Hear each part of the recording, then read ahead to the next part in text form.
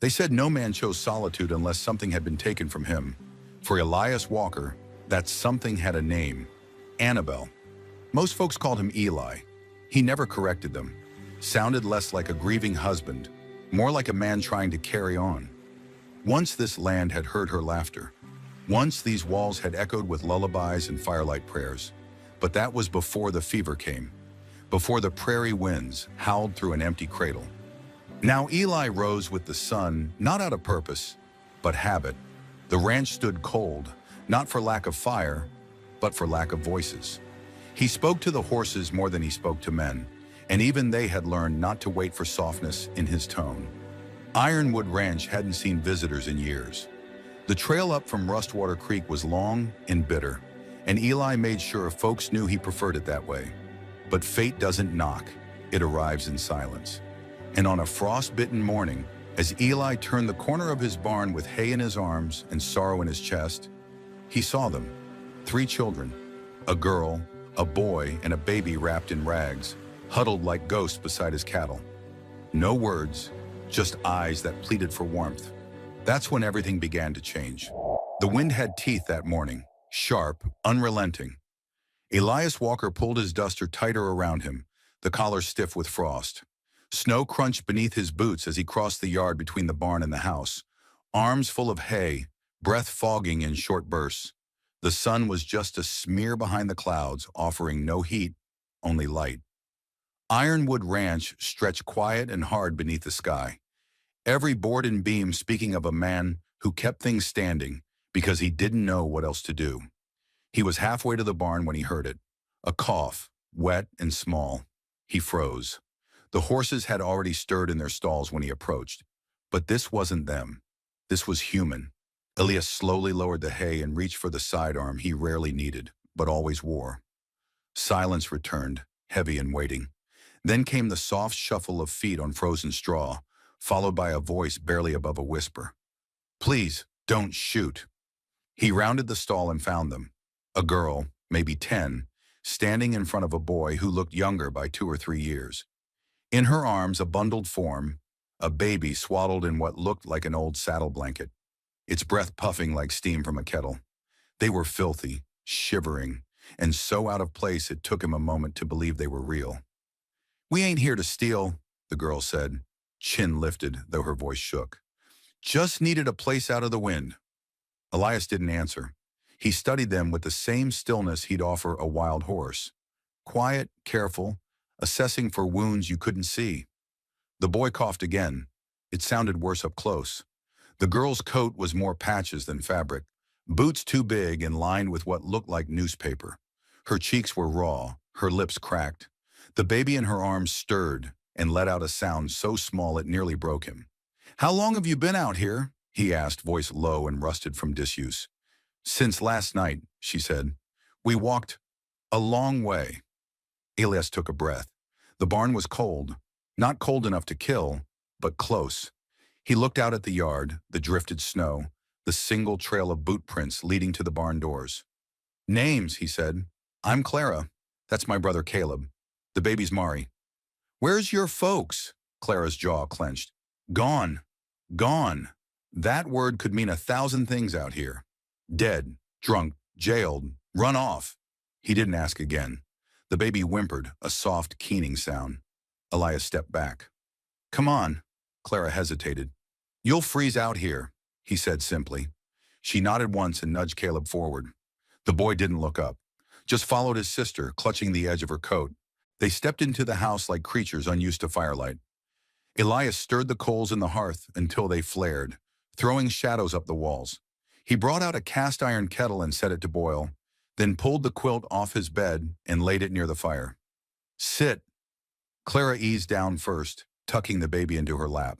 Caleb collapsed beside her, shoulders hunched and eyes darting around the room. Elias moved without comment. Bread from the pantry, water from the pump, an old can of beans he warmed over the flame. Clara watched everything, eyes sharp beneath the grime. "What happened?" he asked after a while. Clara stared into the fire. "We were in a wagon with some folks after our mama died. Man said he'd take us to family in the Dakotas. Paid him what little we had." Elias said nothing. He left us near the creek crossing. Said he'd come back. Never did. How long ago? 4 days. The baby let out a sharp cry. Clara rocked her gently. Elias reached for a clean rag, dipped it in warm water, and offered it. Clara took it without a word and wiped Mari's face. Her hands trembled. She's sick? He asked. She's been burning up off and on. I don't know what to do. He crouched beside them, pressed a weathered hand to the child's brow. Too hot. I've got some willow bark, he muttered more to himself than her. Ain't much, but it's better than nothing. She nodded, blinking fast. You should have gone to the town, he said. Clara looked at him then. Really looked. They'd split us up. That stopped him cold. He knew she was right. Townsfolk meant well, but the law didn't have room for sentiment. A girl her age? They'd find a farm to take her. Caleb, maybe an orphanage in Helena. The baby, Lord knew, nothing good. You walked here, he said. How'd you know about this place? Clara hesitated. Our mama knew someone named Annabelle. Said if we ever got stuck, this ranch was safe. Elias sat back like he'd been struck. Annabelle, his wife. His gaze dropped to the ring around his neck. Sarah's ring still warm beneath the flannel. She was my wife, he said quietly. Clara nodded. Mama said she was kind. Elias stood and walked to the window. The land outside was still white, still brutal, but something in the house had changed. The silence wasn't hollow anymore. It was waiting. I've got a few extra shirts, he said after a while. Blankets too. Clara didn't answer, but her posture softened, just a little. That night after the children had eaten and fallen asleep, curled like pups near the hearth, Elias sat in his old chair. The rifle still leaned in the corner, but for once he didn't feel the need to reach for it. Instead, he watched the firelight flicker on 3 sleeping faces. Strangers, but not. Maybe it was Annabelle. Maybe it was Providence. Or maybe it was just time. Time to let something new grow in the ashes. By morning, the storm had buried most of the fence line. Eli Walker stood on the porch with his coat flapping in the wind, coffee cooling fast in the tin mug he held. He watched the snowbanks drift like white waves across the pasture. No cattle in sight. They knew better than to fight weather like this. Inside, the house was unrecognizable. Not in shape, but in spirit. Soft footsteps upstairs told him Sophie was awake first. She moved quiet, the way girls who'd grown up too fast often did, like someone always bracing for something to go wrong. She came down wrapped in a borrowed flannel, her hair still damp from the night before. Morning, Eli said, not turning. Slept at all? Some, she answered. Her voice had that hushed, wary tone again. Mari didn't cry much. Gabriel was warm. Thank you for the room. Eli just nodded. He didn't know how to accept gratitude anymore. Not really, not after losing Annabelle. You didn't thank someone for leaving the porch light on. It was just what you did. Sophie stepped beside him, staring out at the white land like she was trying to memorize it. Is this still Montana? She asked. It feels like we landed on the moon. That's winter for you, Eli muttered. Makes everything feel farther away. A thump sounded from upstairs. Gabriel jumping down the last stair, socks sliding on the old wood floor. He darted into the room, flush-cheeked and barefoot, then froze when he saw Eli. Morning, son, Eli said. Gabriel blinked, then looked at his sister, silently asking what came next. Sophie gave him a small nod. Morning, sir, the boy said, voice raspy from the lingering cough. Eli pointed to the fire. Still some heat in there. You hungry? The boy nodded. His stomach spoke louder than he did. Eli walked toward the kitchen and began pulling what he could from the shelves. A few eggs, cornmeal, some lard. Not much, but it would stretch. Sophie moved beside him without being asked. She cracked eggs one-handed, knew how to stir without spilling, didn't flinch at the heat of the skillet. Annabelle would have said, that one's had to raise herself and then some. Mari woke just before breakfast finished. Her cries were soft but insistent. Eli looked up from flipping cornbread in the pan to see Sophie already scooping her into her arms, murmuring quiet Spanish that reminded him of days long past, of Lucia Navarro and the lilting voice she used to calm the world. He found himself watching the baby a little too long. She's better today, Sophie said, noticing. Still warm, but not burning. We'll keep a close eye, Eli said. They ate in silence, save for Mary's soft gurgles and Gabriel's occasional sniffle. The boy kept stealing glances at the bookshelf, like he wanted to ask something but didn't dare. "You read?" Eli asked, surprising himself. Gabriel nodded slowly. "A little. Mama taught me." "Lucia, right?" Sophie nodded. "Lucia Navarro. She worked at the diner in Silver Hollow for a while. She knew your wife, I think." Eli's hand paused mid-bite. "Annabelle." The name came out thick. He cleared his throat and took a sip of water. "Yeah, they were close once. Before time did what it does." There was a long pause. "Mama used to say this was the safest place she ever knew," Sophie said softly. "Said if things ever got bad enough, we should come here." We remembered. "You walked far?" "Most of a day. Then the storm hit. We cut through the woods. I knew about the barn because she told me. Said you wouldn't shoot first and ask later." Eli snorted. "Depends on the day." But his voice didn't carry its usual bite. It was hard to be angry with three children who'd trudged through winter on the memory of a promise. Mari fell asleep again in Sophie's arms, and Gabriel sat quietly thumbing through a worn book of ranch illustrations. Cattle brands, saddle types, horses mid-gallop. Eli watched them like a man waking up in someone else's dream. The wind howled outside. Fence work was impossible. So was town. That left only inside things. "You two," Eli said, standing and grabbing a folded quilt.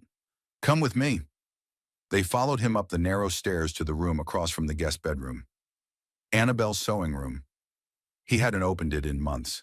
Dust motes danced in the pale light from the window. Fabric bolts leaned in the corners. A cradle sat under the window, untouched since. Eli didn't explain it. He just set the quilt on the floor and started pulling open drawers. Blankets, thread, scissors. Might be something here worth salvaging. Sophie stepped in slowly, like entering a church. She reached for the rocking chair and ran her fingers along the worn arms. "This was hers?" Eli nodded. "Everything in here was." They spent the rest of the morning sorting through it. Sophie folded cloth into neat squares. Gabriel carried spools like sacred cargo. Mari dozed in a laundry basket lined with wool. By noon, the room smelled of cedar and memory. "She must have been kind," Sophie said once. "Mama talked about her like she was." "She was the best part of this place," Eli said. "Still is, in a way." The word surprised him. It had been years since he said Annabelle's name without it hollowing out his chest. But here, with these children and the wind pressing against the windows, it didn't feel like pain. Not entirely. That afternoon, Gabriel helped Eli check the woodpile while Sophie reheated stew for supper. They didn't talk much, but the boy's eyes followed everything. How to split logs, stack them tight, check for rot. Eli saw himself in that quiet study.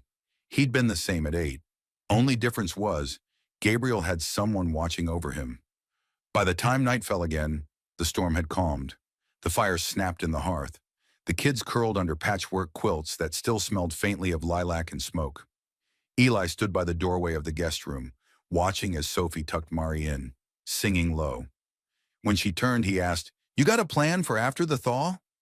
Sophie's eyes dropped. "Stay together. That's all I know." He nodded. "That's a plan worth keeping." She hesitated. You're not going to call the sheriff, are you?"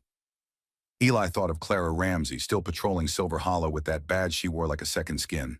She was fair. But the system? The system didn't always care about fair. "Not tonight," he said. Sophie exhaled, a sound full of more than breath. "Thank you." Eli glanced down the hall. "You can lock your door if it helps you sleep."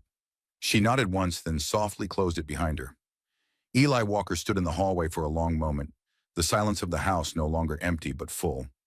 Something was changing. He could feel it in his bones. Outside, the moon spilled silver across the snow. And for the first time in 5 long winters, the wind didn't sound like morning. It sounded like promise. The days passed like thawing ice, slow, deliberate, and always creaking underfoot. By the end of the week, the worst of the storm had passed. The wind had quieted to a mournful whisper, and the white world outside began to shift in color. Patches of brown earth peeked out near the south-facing fence, and icicles fell like glass from the eaves. Inside the cabin, something else was changing. Eli Walker sat at the kitchen table, running his thumb over the handle of an old pocket knife. Across from him, Gabriel was hunched over a worn sketch pad, brow furrowed, tongue peeking out as he tried to capture the shape of a mule deer from memory. Sophie had taken over the hearth. A kettle hissed softly above the flame, and in the corner baby Marie slept curled in a basket lined with Eli's old wool coat. The room smelled like cinnamon and pine smoke. "You got a good eye," Eli said, glancing at the boy's sketch. Gabriel looked up. "I'm trying to get the legs right. They bend funny." "They do," Eli agreed.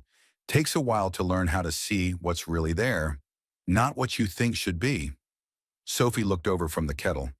"Mama used to say the same thing about people." Eli nodded, lips twitching into the ghost of a smile. Lucia was right more often than not. The name settled gently in the room. It was the first time anyone had said it aloud since the storm broke. They ate supper early that night. Cornbread, pinto beans, and a bit of smoked pork Eli had saved for lean weeks. Conversation was light. Sophie told a story about her mother's tomato garden, and Gabriel asked if horses ever got jealous of each other. Eli didn't know, but he promised to watch for signs. Later, when the kids had gone upstairs and the cabin dimmed to embers and oil light, Eli stepped out onto the porch. The cold bit less than it had the week before, but the air still carried winter's edge. Snow crunched beneath his boots as he lit a match and brought it to the end of his pipe. He stared toward the tree line, toward the long trail that wound down to Silver Hollow. That's when he saw it. Smoke.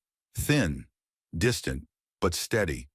Not the curling smoke of a chimney, but something sharper. Wilder. He took 2 steps forward, squinting through the dark. The fire wasn't on his land, but close enough to raise his hackles. His first thought was lightning. Maybe a hunter's fire that got away. But something in his gut, a rancher's instinct, twisted tight. He put out the pipe, stepped back inside, and checked the rifle over the mantel. Upstairs, the sound of quiet breathing told him the children were asleep. He didn't wake them, not yet.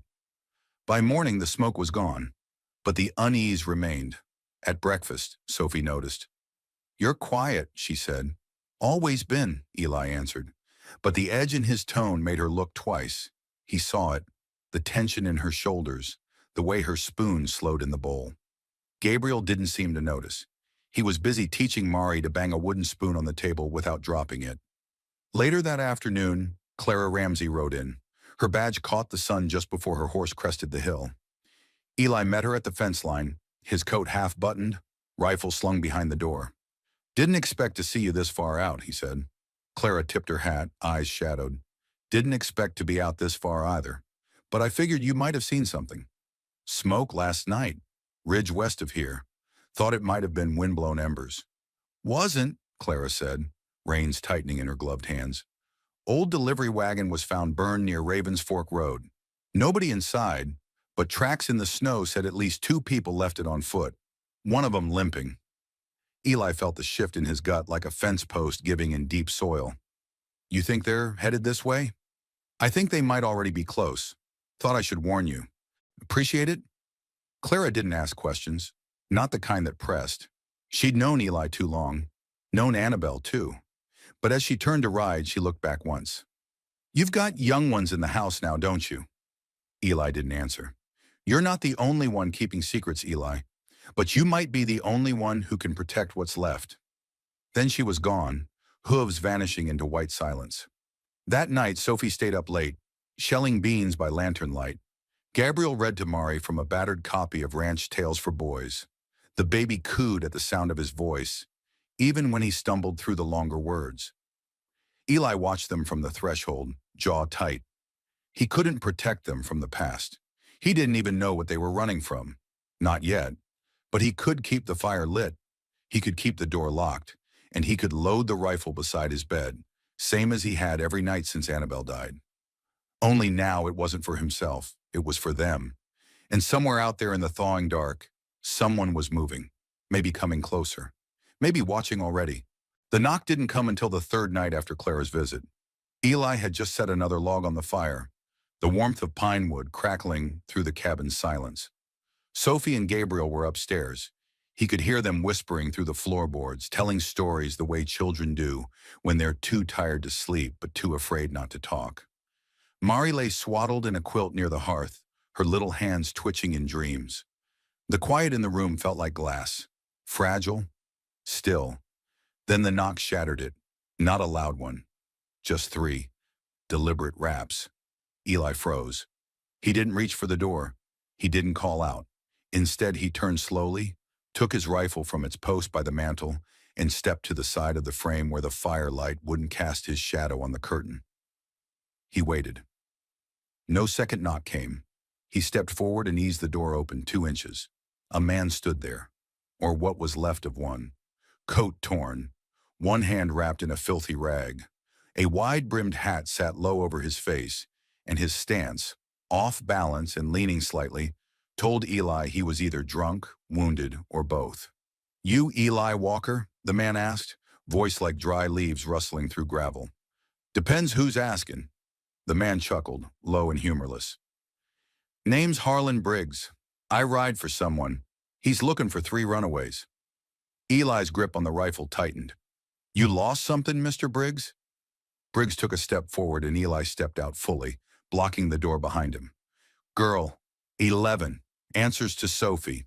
Boys maybe 8, baby in arms. Came up this way through the pass, snow-covered, left a busted wagon outside of town. You wouldn't happen to have seen any little ghosts on your land, would you?" Eli didn't blink. "See cattle, see wind. Haven't seen much else." Briggs smiled with his teeth, and it wasn't kind. "My employer's generous, Mr. Walker. Generous to those who cooperate." Eli's eyes narrowed.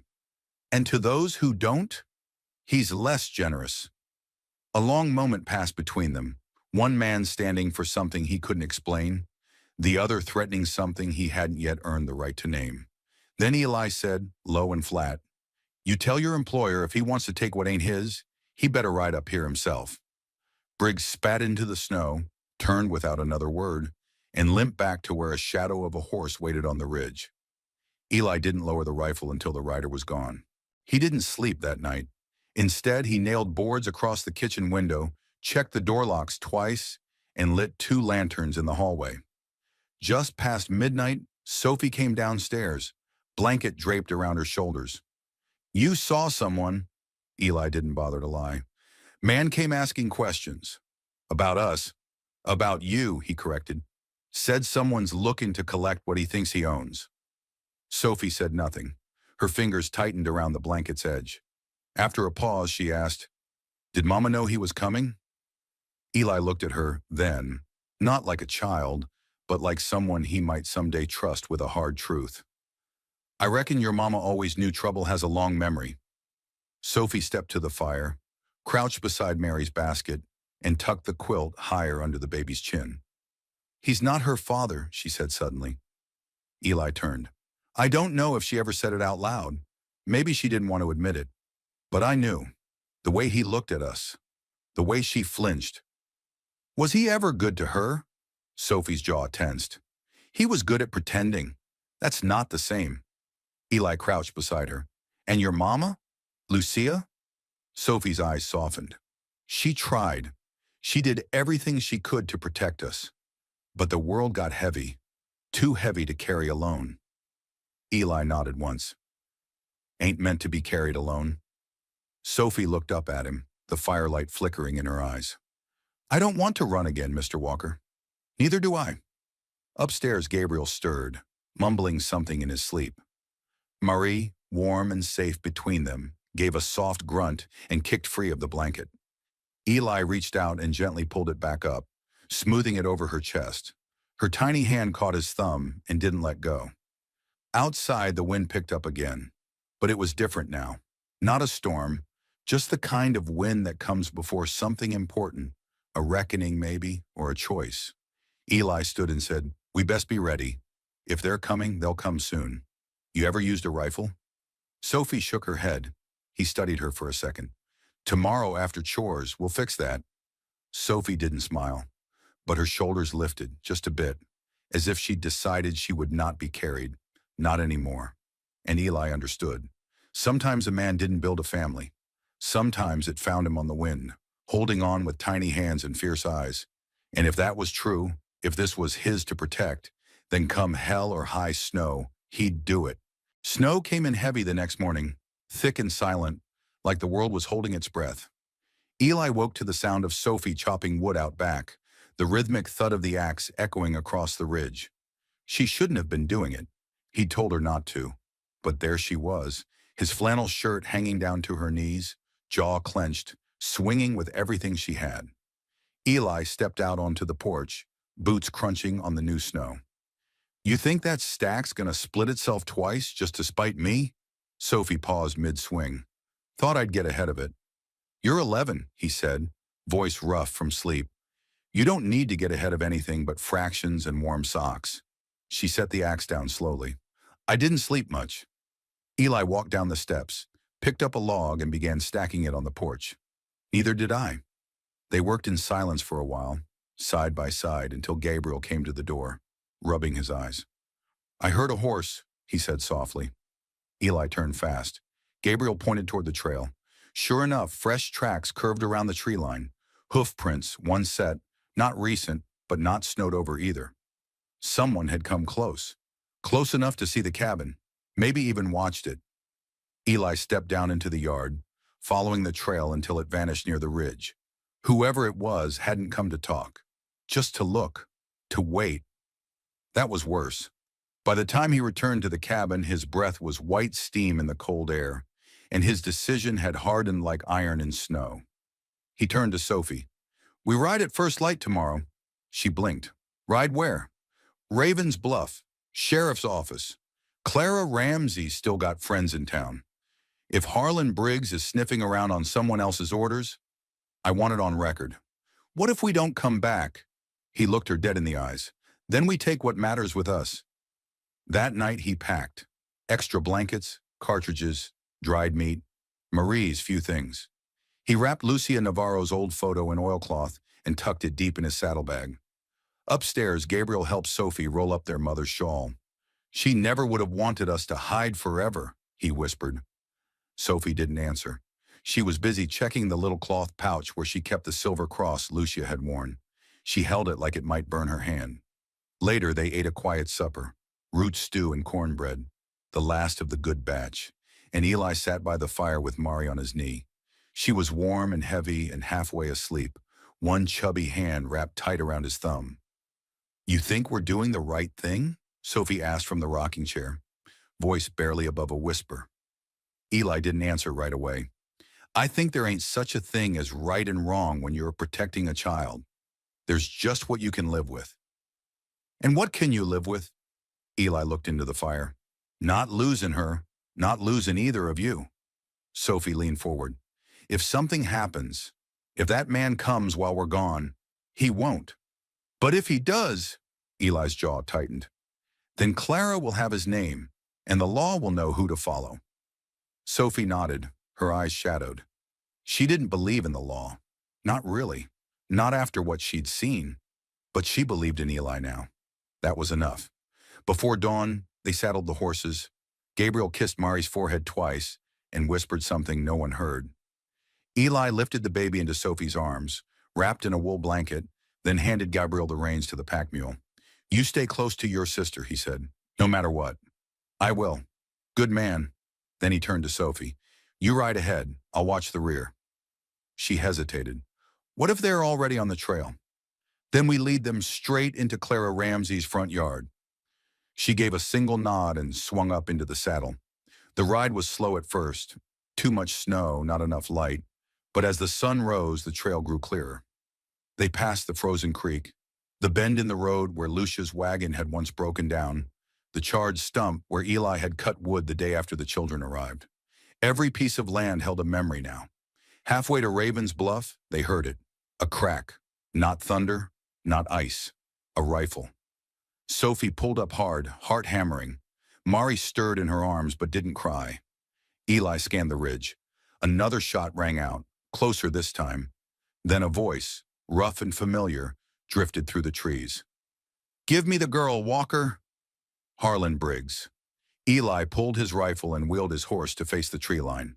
Sophie slid down, clutching Mari, and tucked herself behind a fallen log. "Stay down," Eli barked. Then everything went still again. A single silhouette emerged from the trees. Briggs, one hand raised, the other resting on his holster. "You know who I ride for," he called out. "You can't keep her. Ain't your fight." Eli stepped forward, rifle at the ready. "It is now." Briggs spat into the snow. "You think you can outrun Clay Maddox? He don't stop. He don't forget. He don't forgive." "Neither do I," Eli growled. Briggs hesitated. Then without a word he turned and vanished back into the trees. Eli stood there a long time, rifle aimed at nothing but silence. Then he turned back to the children. Sophie was still crouched, shielding Mari with her own body. Gabriel hadn't moved from her side. "You all right?" Eli asked. Sophie nodded. "Are we going to keep going?" Eli looked at the trail ahead, then at the ridge behind them. "Number, we go back. But we don't lead him to Clara. Not yet. Not until I know we can finish what we start." Sophie swallowed. "What do we do?" Eli looked down at the snow, at the path already marked behind them. He could feel the storm gathering again, not in the sky, but in the ground, in his blood. He turned to the children. "We go home. We get ready." By the time they reached the cabin, the wind had shifted, the kind that didn't howl but whispered warnings between the trees. Eli stepped off his horse, knees stiff, eyes on the horizon. Something was coming. He could feel it in his bones. Inside, the fire had burned low. Gabriel hurried to stack wood, Sophie checked Mari's blankets, and Eli loaded every shell he had left into the old Winchester. He nailed planks across the windows, pushed the bureau against the front door, poured a line of ash across the threshold the way Annabelle used to when she was nervous. "I saw him," Sophie said quietly from the kitchen window. "Who?" "The man from the ridge. The one Harlan rides for." Eli froze. "How close?" "Not close enough to shoot, but close enough to see us." He said nothing. Just checked the back door one more time. That night none of them slept. The storm broke around midnight. Not snow, not rain. Something quieter. A stillness that made the pine needles stand straight. Mari stirred in her sleep, whimpering. Gabriel held her close. Eli sat by the fire with the rifle across his knees. He waited. At first light they came. 5 riders, moving slow like they didn't expect trouble. But Eli knew trouble wore patience like a disguise. He stepped onto the porch, shotgun slung, rifle in hand. Sophie stood behind him, holding Mari in one arm, a pistol in the other. Gabriel was at the window watching. The lead horse broke ahead. Its rider wore a coat the color of ash and a hat pulled low. Eli knew who it was before he even dismounted. Clay Maddox. "Mr. Walker," he called out. His voice was low and smooth, like a snake warming on stone. "You've got something that belongs to me." Eli stepped forward. "She left your name behind with the bruises you gave her." Maddox smiled. It didn't touch his eyes. "I'm here for what's mine. The child. The blood, she's not yours, not in the way that matters." Behind him, Sophie shifted. Mari let out a single sharp cry. Maddox's smile vanished. "You got no right," he growled. Eli leveled the rifle. "I got every right a man has when he chooses to stand." Maddox's men moved, but not fast, testing him. Eli didn't flinch. "I buried a wife," he said. "I held a son I couldn't raise alone, but I never backed down from what was mine to protect. That baby, that girl, that boy in there, they came to me with nothing but fear and frost on their lips. And you think I'll hand them over because you bark loud?" Maddox dismounted. He drew. Eli fired first.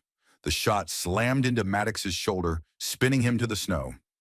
The rest of the men scattered, returning fire. Splinters flew. The porch rail shattered. Sophie fired once, one clean shot that dropped a rider trying to flank them. Gabriel, trembling, passed shells to Eli as fast as he could load. Mari was screaming now, high and desperate. "Hold on!" Eli shouted. The standoff lasted minutes but felt like years. Then, just as fast as it began, it ended. The last of Maddox's men turned tail. Maddox, bleeding in the snow, tried to crawl toward his horse. Eli stepped down the steps. "You leave this mountain," he said, standing over the man. "You never come back." Maddox coughed, blood on his lips. "This ain't over." "It is for you." Eli didn't fire again. He didn't have to. He turned and walked back to the cabin, rifle loose in his hands, his jaw clenched so tight it hurt. Inside, Sophie was rocking Mari on the floor. Gabriel stood frozen in the corner, tears streaking his cheeks. "We're okay," Eli said. "We're safe." It wasn't entirely true. Not yet, but it would be. 2 days later, Sheriff Clara Ramsey rode up the trail with a pair of deputies and found the evidence of what had happened. She listened without interrupting as Eli explained, voice steady, hands firm. "I didn't ask for this," he said, "but I'll see it through." Clara nodded. "You did what was right. Sometimes the law comes second to that." She looked at Sophie, at Gabriel, at baby Marie asleep in her arms. "You want to make it official?" she asked. "The guardianship?" Eli glanced at the children, then back at Clara. "No," he said, "not official, just real." Spring arrived slowly in the mountains. It always did. Annabelle's daffodils pushed through the frost like they'd never stopped blooming. The creek ran full again, and the birds came back. One morning, Gabriel followed Eli to the barn, helping him feed the cattle. "You think she'll remember any of this?" the boy asked, nodding toward Mari, now walking with a wobble and a grin. "She'll remember the warmth," Eli said. "The safety, the sound of her sister singing. Your voice when you tell her stories. That's enough." "And you?" Eli looked at the sunrise, the ridge beyond, the cabin still standing, despite everything. "I'll remember that you three gave me a second life." Later, Sophie found the courage to hang new curtains in Annabelle's room, and Eli let her. That night, he sat on the porch while Sophie read aloud by lamplight. Gabriel played with twine, making shapes, and Marie curled up with her quilt near the fire. The door stayed open. The air was still, and for the first time in years, Elijah Walker didn't feel alone. He felt like something had ended, and something else, something braver, quieter, but no less strong, had just begun. The snow may melt in spring, and the scars of winter may fade with time, but some stories stay with us. Like the way a stranger's kindness can change everything. Like the moment a man who thought he'd lost it all chooses to protect again. This time, not out of duty, but out of love.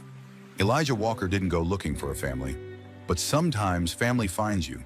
If this story touched your heart, if you found a piece of yourself in Sophie's strength, Gabriel's quiet courage, or Eli's second chance, we'd love to hear from you.